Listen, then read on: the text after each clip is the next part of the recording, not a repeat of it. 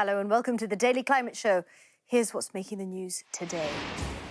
Households are paid to use less energy again for the second evening in a row as a shortage in wind power stretches supplies. The Pakistani Prime Minister apologises to the nation after a massive power cut leaves millions without drinking water or electricity during harsh winter weather. And a charity buys 460 acres of Somerset farmland as part of a plan to create a nature reserve in all 48 English counties by the middle of the century.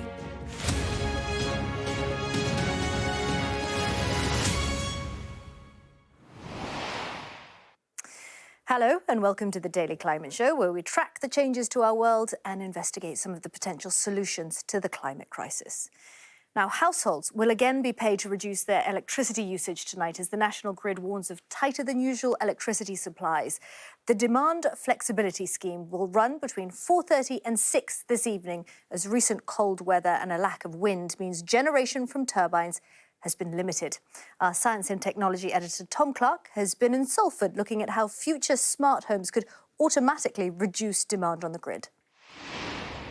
So I'm outside an aluminium-sided building, could be anywhere in the world. What's it got to do with how we manage electricity demand going into the future? Well, come inside and I'll show you, because this is Salford University's Future Home Lab.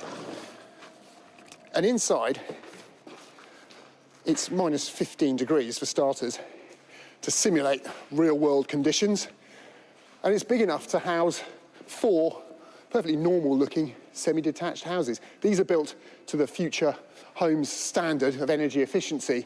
But they also tell us something about how we might be managing demand in the future. So right now, National Grid are writing to consumers to ask them to switch off appliances between 4:30 and 6 o'clock. But in future, homes could do that automatically. This electric vehicle's got a 78 kilowatt battery that's talking to the smart meter in the house. When grid demand is high and electricity prices are highest, the meter would know that, and the house would start drawing power from the car battery instead of from the grid, saving the consumer money and also saving pressure on the grid. Inside, it's toasty warm, and it's heated by an air source heat pump. That's what's running these radiators. Now, that's using electricity. In future, we'll be putting much higher electricity demand onto the grid, but the air source heat pump also talks to the smart meter, the brain of the home, which is up in the loft. And again, when demand is high, the air source heat pump can switch off for an hour or 2 or even 3 because it's a well-insulated home and it will stay warm. In order to make all this work, we need quite a lot of reform of the electricity market. There are pilots ongoing, but people will argue there's quite a lot of work to do to see the sort of tech in homes like this, which could be in many homes, certainly new build homes, in the not too distant future, actually work. I think for the time being, I'm just staying here. It's a lot warmer than outside. And let's take a look now at some of the other stories making the news today. And Pakistan's Prime Minister has apologised to the nation after a major day-long power cut left millions without electricity or running water during harsh winter weather. Although power was mostly restored earlier this morning, it is the second major blackout in just 5 months and has led to harsh criticism in the country. Writing on Twitter, Shahbaz Sharif said, "On behalf of my government, I would like to express my sincere regrets for the inconvenience our citizens suffered due to power outage yesterday. On my orders, an inquiry is underway to determine reasons of the power failure. Pakistan gets at least 60% of its electricity from fossil fuels, and its depleted reserves mean it is almost entirely reliant on imports." The boss of the Environment Agency has outlined his vision for future city living. In a speech earlier today, Sir James Bevan argued that cities provide a solution and not a cause of climate change. With more of us living in cities than the countryside now, he has said that the modern city should provide convenient public transport, walking and cycling as the best way to get around. He's also argued that green space needs to be better incorporated as sponges to deal with heavier rainfall. The German government is being sued over its failure to meet its climate targets. Friends of the Earth Germany say the government should be forced to put forward emergency programmes to deal with transport and building emissions. 2 sectors, they say, have fallen behind on legally binding targets. Brazilian police say they're planning to indict a Colombian fish trader as the alleged mastermind in last year's killing of the British journalist Dom Phillips and Indigenous expert Bruno Pereira. The pair were reporting in a remote area of the Amazon when they were killed. The police allege that Ruben Dario da Silva Villar provided the ammunition and made phone calls to a fisherman who had earlier confessed to shooting the men. The UK government is being urged to support local communities in buying land to plant trees. A new report by Green Alliance suggests that involving local communities in nature restoration and tree planting projects is crucial in averting rural opposition to the land use changes needed to combat the climate crisis. The environmental think tank predicts that a third of England's tree planting target could be met with just 200 community-led projects. A rewilding charity has bought 460 acres of land in Somerset to create what it hopes will be the first of a series of nature reserves in every English county. Heal was launched at the start of the pandemic. The new site costs over £5 million. It's near Bruton, and the charity says it will aim to tackle both the nature and climate crises and could possibly create new jobs and facilities for the local community. Well, joining me now from the site in Somerset is Heal Rewilding Chief Executive Jan Stannard. There she is. Jan, hello to you. Thank you so much for joining us on The Climate Show. So how is this going to work? Hello, Kimberly.